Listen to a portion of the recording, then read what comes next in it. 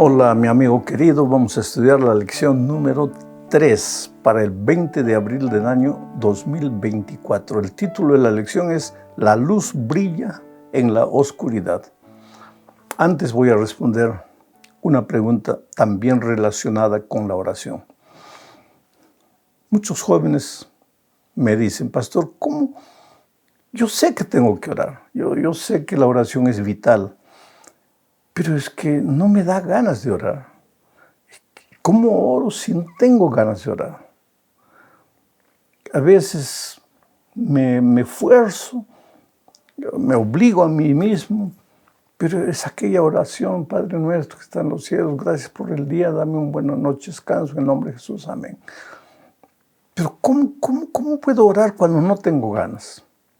Bueno, querido, orar es abrir el corazón a Dios. Entonces, si no tienes ganas de orar, comienza por ahí, justamente, acostado en tu cama, dile, mira, Señor, yo sé que tengo que orar. Yo sé que la oración es vital, pero no tengo ganas de orar. ¿Qué hago? ¿Por qué? Me gusta la televisión, me gusta la radio, me gusta internet, me gusta hasta leer, pero no me gusta orar. ¿Qué hago si no tengo ganas? Solo que cuando tú hablas de esa manera con Jesús, ya estás orando. Y esa es la verdadera oración. Porque la oración es abrir el corazón a Dios como si fuera tu mejor amigo. Cuéntale a Jesús, por ejemplo, cuéntale lo que has hecho. Desde que te levantaste en la mañana hasta que llegaste en la noche a la casa. Cuéntale lo que te parece a ti tontería, asunto rutinario que no le interesa a Dios. Dios se interesa por ti. Él conoce todo lo que has hecho. Cuando tú le cuentas, le abres tu corazón, le hablas de tu tristeza, tu alegría, tus luchas, tu indecisión, Él sabe todo, pero estás acercándote de Él. El propósito de la oración es acercarte a Dios, vivir con Él una experiencia bonita de amor, de amistad. Entonces vamos al estudio de la lección. Estamos estudiando el gran conflicto. En esta oportunidad la luz brilla en la oscuridad. Y el propósito de la lección de esta semana es mostrar que una de las maneras como el diablo va a destruir a la iglesia de Dios, y eso fue desde la iglesia primitiva, es mezclando el agua con la leche hasta que quede solo agua y ya no haya leche. Entonces nuestra única seguridad para no diluir nuestra fe en Cristo, para no diluir la confianza en la verdad, nuestra única seguridad es la palabra de Dios. Vamos a leer dos textos para ver que estos dos grandes comandantes de los ejércitos, el comandante de la luz, Cristo, el príncipe de los príncipes, y el comandante de las tinieblas, Lucifer caído, un ángel egoísta, orgulloso, que trata de destruir al pueblo de Dios. Estos grandes comandantes son descritos en la Biblia de una manera interesante. Mira, bajo el primer subtítulo tenemos la transigencia, la sutil estrategia de Satanás. Y mira lo que dice Juan 14, 6. Jesús le dijo, yo soy el camino y la verdad y la vida. Nadie viene al Padre sino por mí. La verdad no es un concepto. La verdad no es una declaración. La verdad es una persona. Jesucristo es la verdad. Entonces, si tú quieres conocer la verdad, necesitas primero conocer a Jesucristo. Conociendo a Jesucristo, tus ojos se abren a la verdad. Y Jesucristo dijo, y conoceréis la verdad, y la verdad os libertará. La verdad. La verdad no es relativa, porque Jesucristo no es relativo. No hay nada más concreto, eterno, sólido que Jesucristo. Desde la eternidad hasta la eternidad, Dios es Dios, el mismo Jesucristo, el mismo Espíritu Santo. Entonces, la verdad no puede ser relativa, porque si Jesucristo es la verdad, y Jesucristo es algo concreto, que traspasa los siglos, entonces ¿cómo alguien puede decir que la verdad es relativa? El asunto es que cuando el ser humano llega a sus propias conclusiones y le quiere llamar a sus conclusiones la verdad, ahí se meten problemas. Porque cada ser humano va a tener su verdad. Y la verdad no puede ser así. Si tú quieres conocer la verdad, tienes que conocer al Señor Jesucristo. Ahora, ya el enemigo es conocido de otra manera. Mira lo que dice Juan 8:44. Vosotros sois de vuestro padre el diablo, le dijo Jesús a los fariseos, y los deseos de vuestro padre queréis hacer. Él ha sido homicida desde el principio y no ha permanecido en la verdad, porque no hay verdad en él. Cuando habla mentira, de suyo habla, porque es mentiroso y padre de mentira. Interesante. El propio Señor Jesucristo dijo que el diablo se apartó de la verdad, porque se apartó de Jesucristo, porque ambicionó el trono de Jesucristo, porque luchó contra Jesucristo ahí en el cielo y fue expulsado. Se apartó de la verdad y ahora se ha vuelto el padre de la mentira. Entonces, en este conflicto de los siglos, Jesús va a luchar con la verdad, mientras que el arma favorita del diablo va a ser la mentira. La estrategia del diablo es ¿cómo hago para que la mentira sustituya la verdad? Y él es astuto. Él no puede ir contra la verdad porque él sabe que él va a perder. Entonces hace que la mentira solapadamente se mezcle con la verdad. Y eso es lo que sucedió con la iglesia primitiva. La iglesia primitiva tenía la palabra de Dios en sus manos, la doctrina pura. Pero muchos paganos se convirtieron en los primeros siglos. Y esos paganos llegaron a la iglesia cristiana arrastrando muchas de sus convicciones paganas. Y en la convivencia con los cristianos comenzaron a introducir su manera de pensar. Su manera de pensar equivocada, que no tenía fundamento en la palabra de Dios. Y por otro lado, la palabra de Dios comenzó a ser dejada de lado. Y entonces la tradición comenzó a ocupar el lugar de la palabra de Dios. Y hoy muchas veces iglesias que se dicen cristianas le dan más importancia a la tradición de la propia iglesia que a la palabra de Dios. Por eso digo que nuestra única salvaguardia es la palabra de Dios en nuestras manos. Jesucristo dijo antes, en su oración intercesoria antes de ir para los cielos, santifícalos en tu verdad, tu palabra es la verdad. Entonces, si tú quieres tener la seguridad de que lo que crees es la verdad, tiene que tener fundamento bíblico. Tienes que ir a la palabra de Dios para ver lo que la palabra de Dios dice con relación a lo que tú crees y a lo que tú piensas. Segunda parte de la lección, lobos salvajes. Aquí vamos a ver que el enemigo va a colocar en medio de la iglesia ovejas disfrazadas. Digo, lobos disfrazados de ovejas. Y esos lobos disfrazados de ovejas van a tratar de engañar a las otras ovejas. Leo lo que dice Hechos 20, 28 al 32. Dice así: por tanto, mirad por vosotros y por todo el rebaño que el Espíritu Santo os ha puesto por obispos, para apacentar la iglesia del Señor, la cual Él ganó por su propia sangre. Porque yo sé, dice Pablo, yo sé que después de mi partida entrarán en medio de vosotros lobos rapaces que no perdonarán al rebaño. Y de vosotros mismos se levantarán hombres que hablen cosas perversas para arrastrar tras sí a los discípulos.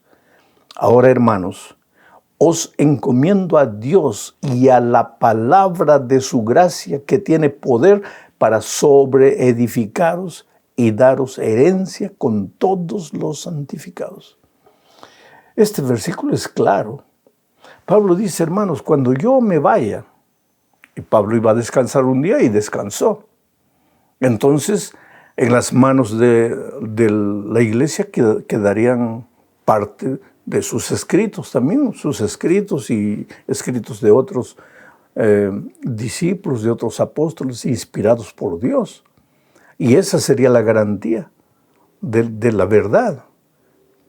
Pero infelizmente cuando ellos muriesen, la tendencia humana es comenzar a sustituir la palabra de Dios por ideologías humanas. Yo creo, me parece, en mi opinión, querido, tú tienes todo el derecho de emitir tus opiniones, de pensar, de raciocinar.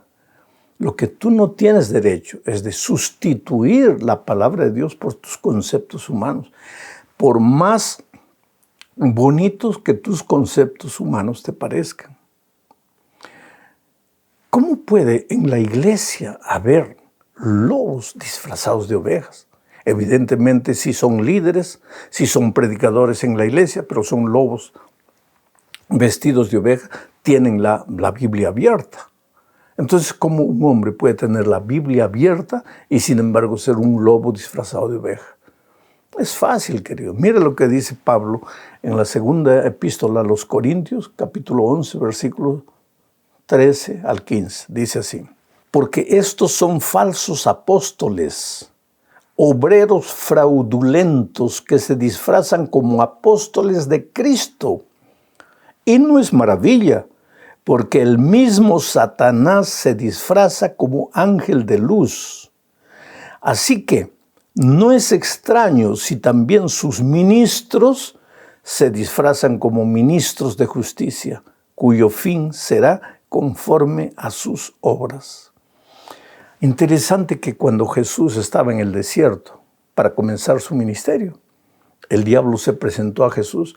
No se presentó como diablo, se presentó como un ángel de luz y se presentó con la Biblia abierta, porque en cada tentación el diablo comenzó diciendo, escrito está, escrito está, escrito está.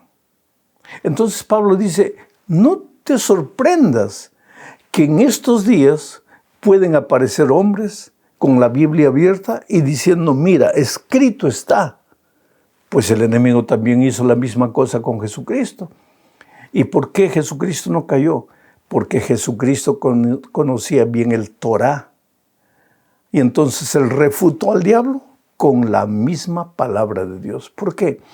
Porque el diablo usa la palabra de Dios, pero la tuerce, la distorsiona, saca la palabra de Dios de su contexto y le hace decir lo que Dios no dijo. Entonces, una de las defensas que tú tienes es tomar la palabra de Dios y leer todo el capítulo, a veces todo el libro, para ver qué es lo que este versículo está diciendo. Porque tomando un versículo de aquí, otro versículo, tú puedes crear la doctrina que tú quieras. Pero la Biblia tiene que ser estudiada en su contexto y no con un versículo sacado de su contexto, porque ahí tú le vas a hacer decir a la Biblia lo que tú quieras. Yo siempre digo, bromeando, que una persona te puede llevar al suicidio, a cometer suicidio, con la Biblia abierta, porque te lee un versículo que dice, y saliendo Judas fue y se ahorcó. Hermano, ¿está escrito o no está escrito? Está escrito. Otro versículo, ve tú y haz lo mismo. Hermano, ¿está escrito o no está? Está escrito. Entonces el tercer versículo, lo que tengas que hacer, hazlo pronto, pronto. Si Judas se ahorcó, y que aquí dice que ve tú y haz lo mismo, y aquí dice, ve tú y hazlo ahora, entonces todo el mundo a suicidarse. Y hay muchos líderes que han llevado grupos enteros al suicidio de esa manera. No, querido, hay que ser precavidos, astutos en el estudio de la palabra de Dios, en el sentido que no te dejes engañar. Oye con tus propios ojos, mira con tus propios ojos lo que está escrito en la palabra de Dios y entiende el versículo en su contexto. Pero en la iglesia primitiva, pues el diablo se introdujo y comenzó a sembrar cizaña, a mezclar la leche pura con el agua. Y finalmente va a quedar solo agua y ya no hay más leche. Vamos a la tercera parte. Salvaguardados por la palabra. Juan 17, 15 al 17 dice, no ruego que los quites del mundo, sino que los guardes del mal. No son del mundo, como tampoco yo soy del mundo. Santifícalos en tu verdad. Tu palabra es la verdad.